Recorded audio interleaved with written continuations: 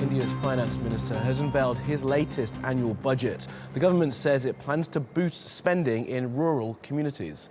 Now, speaking in Parliament, Azhar said he wants to double the income of farmers by 2022 and is allocating an extra $5.2 billion to do it. And he said he plans to ensure all Indian villages have electricity by 2018. Right now, about 80% of Indian people have access to power.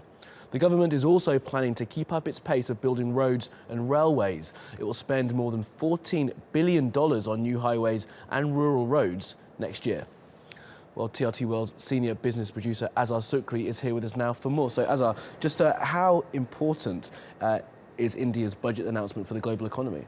Well, it is very crucial. I mean, India currently is growing at about 7% a year. That is the fastest growth rate of any major economy in the world. Remember, right now, China is the world's biggest economy. India ranks about 9th place. At this rate of growth, analysts estimate it could be rivaling Japan within about a decade. Wow. So this is quite a crucial economy for the world.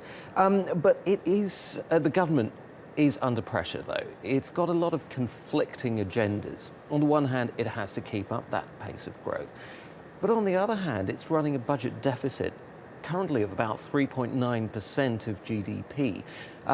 In this budget, Azhar has said that he plans to trim that back to about 3.5% this year.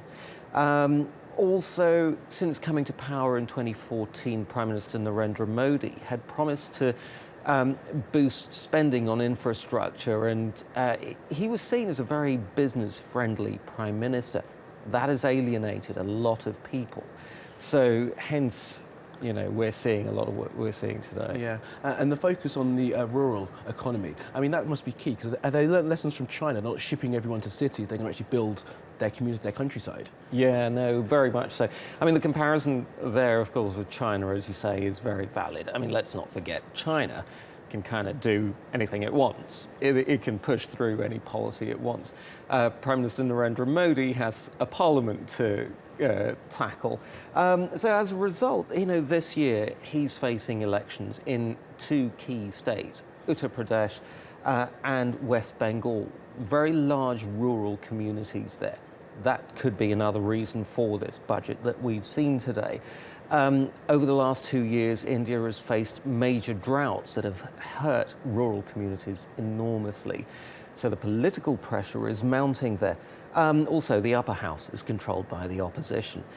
So to break down some of the things that they're doing for rural communities, they've said they're going to give rural communities cooking gas to reduce their reliance on wood. They're going to spend money to build toilets.